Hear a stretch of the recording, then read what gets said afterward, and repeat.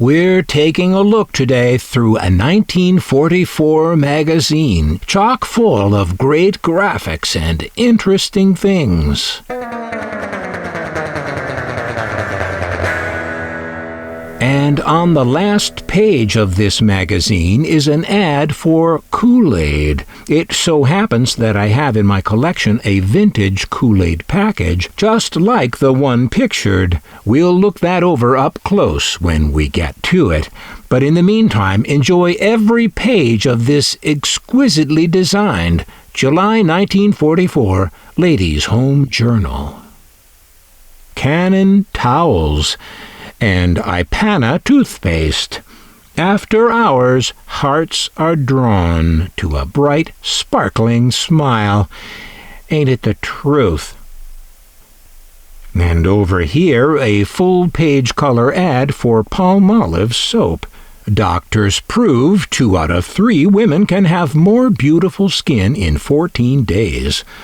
Oh yes, doctors were all over the place in the world of advertising in those days, saying all kinds of things.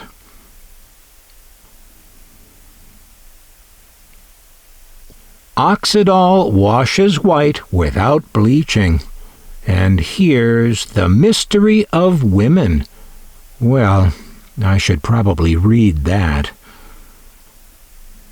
Oh, and here are Lucky Strikes in their brand new white pack. They had been in a green pack like this until 1942. If you want to see more of these packs, there's an entire video on this channel about vintage cigarette packs. On the right, an ad for Listerine. On the left, a short article called All by Your Lonesome. This features some of that great illustration art the journal was known for. I could look at this all day. Whitman's Sampler Boxed Candy. Oh, I remember that stuff. In that box.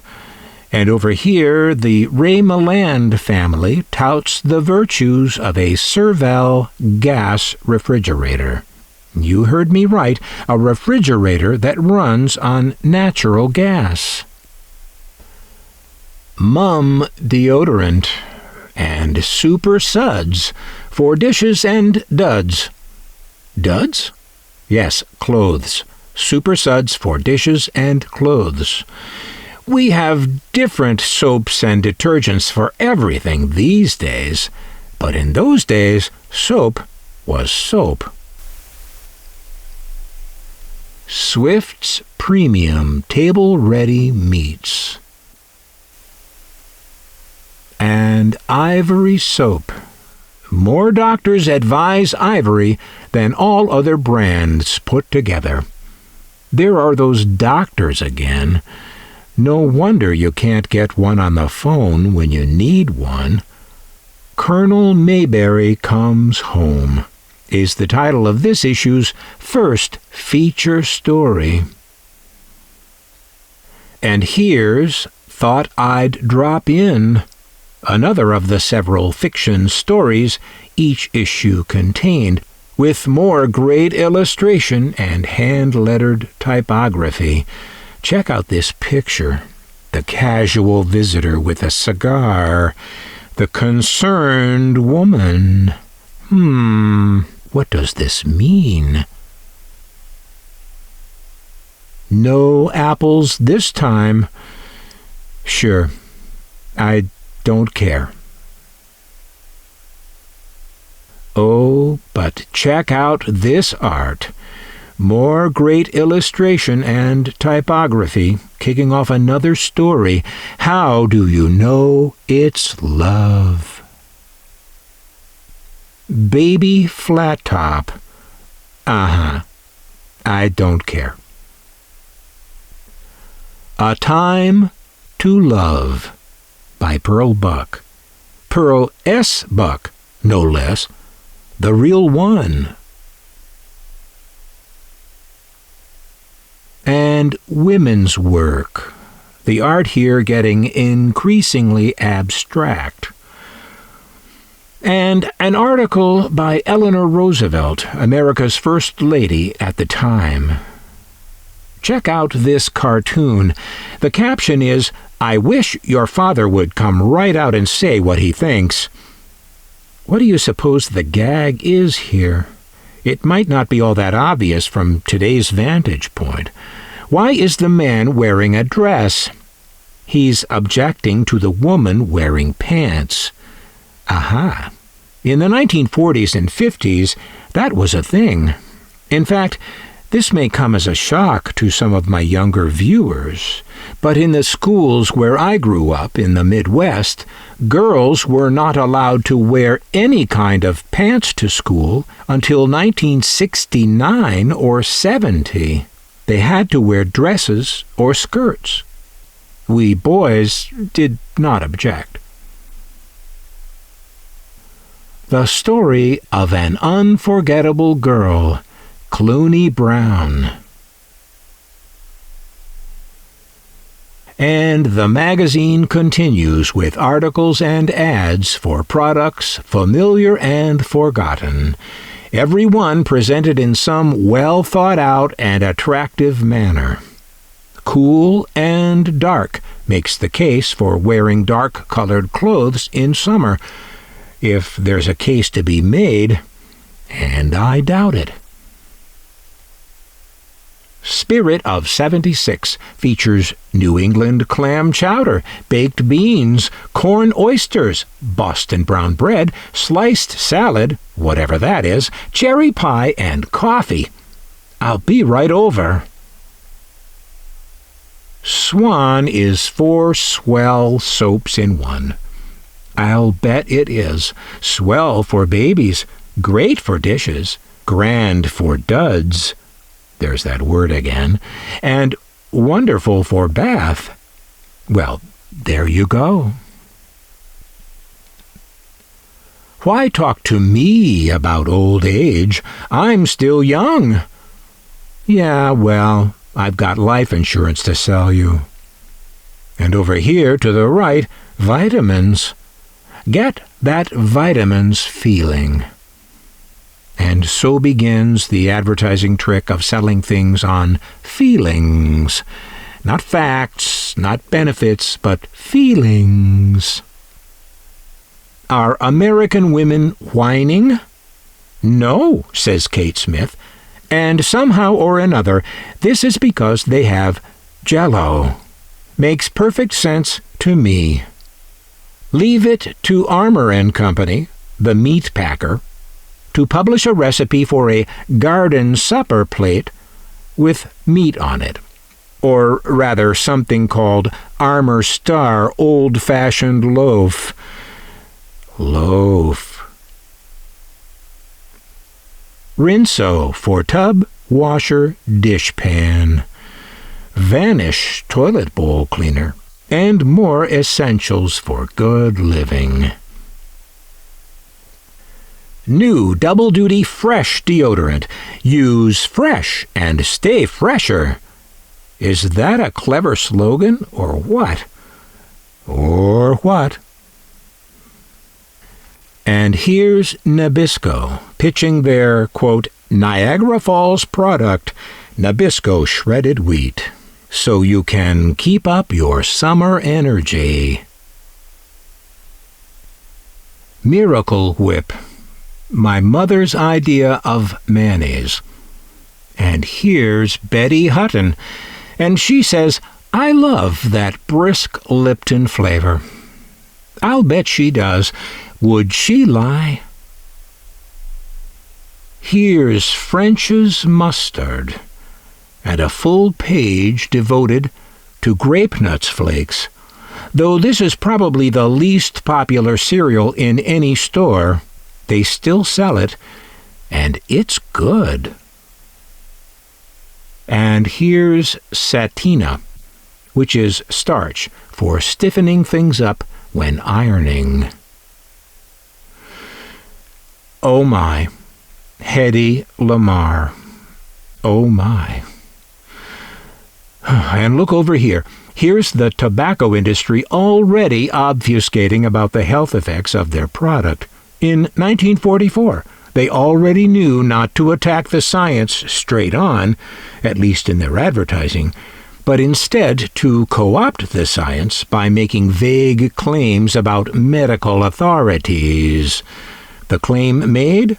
That Philip Morris is less irritating than all the other irritating brands.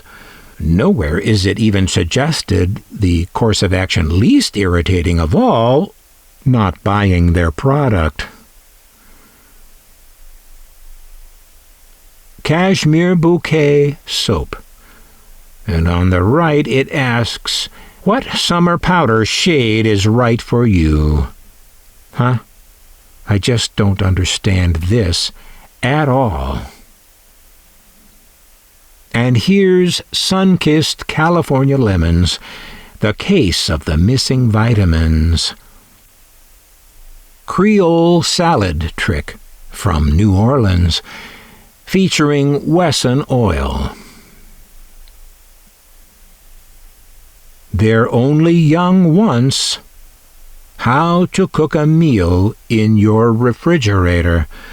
I guess that's what you do in a gas refrigerator.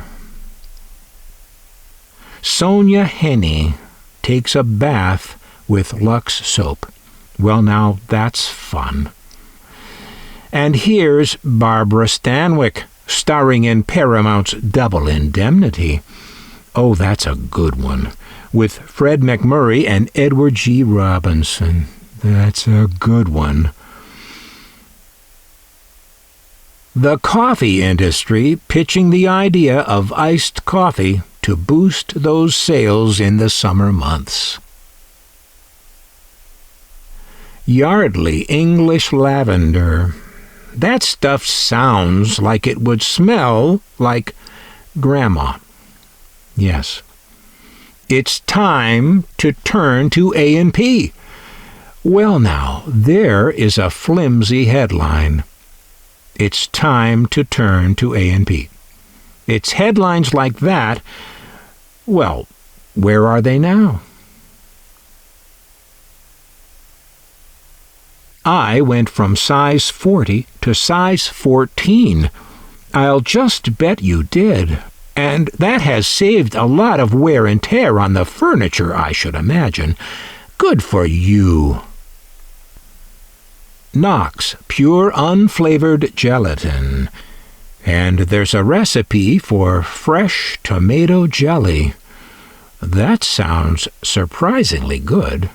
The magic flame that will brighten your future. Gas. Brought to you by the American Gas Association, which apparently has so much money it can buy full-page ads in magazines, paid for eventually by you on your utility bill. Thanks. And this lady here, let's call her Mrs. Smith. She's wearing bifocal glasses, which this ad assures us are not making her look old and ruining her life. Coca-Cola. Well, of course. How to keep youth happy at home. Over here is Absorbine Jr., Blue Jay Corn Plasters, Saniflush, and Flit, which is a bug killer. And here is a painting of a bowl of Kellogg's cornflakes, with the headline, "What the artist couldn't paint." Well, it seems like he just did. But if there's more to this story, I don't care. Little ads all over the place, each one vying for your attention, each the result of far more planning, time, and expertise than the magazine pages themselves, and each one ignored to the best of the reader's ability. Still, looking back on them now, they're impressive. Sun-kissed oranges. Because your breakfast worries Uncle Sam. Your breakfast worries Uncle Sam.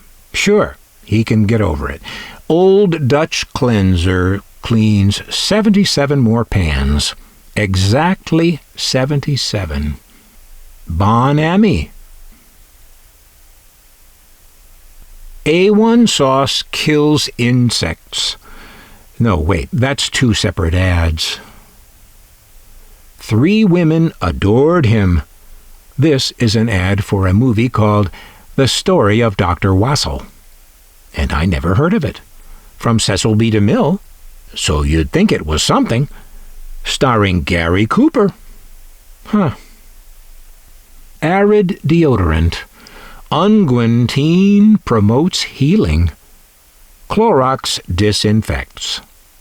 Dr. Scholl's and Kleenex. Your nose knows there's only one Kleenex. And here's Dreen shampoo. Mom's the banker. I'll bet she is. How America Lives.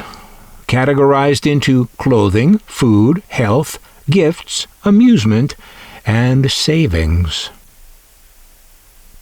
And this article asks, can you afford a baby?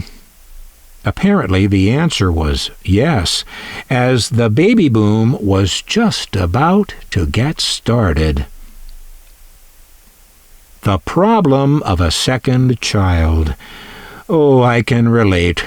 Growing up, I was that second child, and as you might surmise, also a problem. How about a pink dining room for after the war? Yes, we like to have one after every war. I've been wondering about my wife. Yes, we all have. Water on the roof. How to make a dream come true. I think the less said about these things, the better. More money, better food. Now there's a catchy slogan. Spam and beans from Hormel. More of those little ads, including one for Mini Poo, a dry shampoo, and you can imagine what that might be. It's a powder. How that gets you clean, I don't know. 3-in-1 oil and Pratt & Lambert paint. Now here, Florida fights back against the California sun-kissed people with this ad for Florida grapefruit juice. This inept ad, I should say. These are the days when America's millions must not fail to get Victory Vitamin C. When is the last time you responded favorably to being told what you must do in an ad? Sounds kind of fascist. Well, it's Florida. Shefford. Chevelle cheese. And here's this guy for Canada Dry. And here's the Ford Motor Company pulling up some nostalgia for simpler times. Well, we're getting near the end, folks. Are you ready for that vintage Kool-Aid? Here's SOS pads, and ball jars, and baked beans, and Denison labels, and a Proctor toaster. This is before Proctor met Silex. Well, this is before Proctor Silex. It says here the company is at this point Proctor and Schwartz. Gerber baby food. And a word of advice for Junior. Warning, don't follow in Daddy's footsteps. And here we are. Kool-Aid. 5-cent family-size package. Makes 10 big cold drinks and comes in 7 delicious flavors. Among folks who know, Kool-Aid is a welcome sight whenever there's a call for a cooling, satisfying drink. Always in tune with your taste, deliciously refreshing Kool-Aid is in tune with the times as well. It brings so much pleasure for so little money. The thrifty 5-cent package makes 10 tall thirst quenchers, full-flavored, delightfully tart, and tasty. Buy and try Kool-Aid soon. Discover just why grown-ups sip in appreciation and youngsters continually tease for more. The Kool-Aid brand today belongs to Kraft Heinz, but this package is from Perkins Products. Perkins, Edwin Perkins, was Kool-Aid's inventor, having figured out in 1927 how to remove the liquid from a flavor concentrate and make it into a powder. It's a good-looking package and still full of Kool-Aid. This package shows a patent date of 1936 and a package copyright date of 1942. The package lists 6 delicious flavors, so it may predate the magazine ad, which gives the number of flavors there as 7. We have here the real flavors of orange and lemon lime, and the artificial flavors of grape, cherry, raspberry, and strawberry. There are recipes here for the usual drink, and also for frozen suckers, gelatin dessert, and frozen dessert. And, quote, recipes for other uses sent free upon request to the folks at Perkins Products in Chicago. The ad doesn't say what the 7 flavors mentioned there are, but, it never mattered to us as kids drinking this stuff. The flavors were just colors, red or purple or yellow. The dominant thing in Kool-Aid, by far, was just sugar, and that's what we wanted, and that's what we liked about it. And we couldn't care less about any vague distinctions between artificial cherry and artificial raspberry. The back cover of our magazine is a full-page ad for shredded Ralston breakfast cereal from the folks at Ralston Purina in St. Louis. The Ladies' Home Journal, July 1944. The Second World War was just about to end. The baby boom was just about to start. And it being July, we were probably thirsty. How about some Kool-Aid? Sure. What flavor would you like? I don't know. Do you have any purple?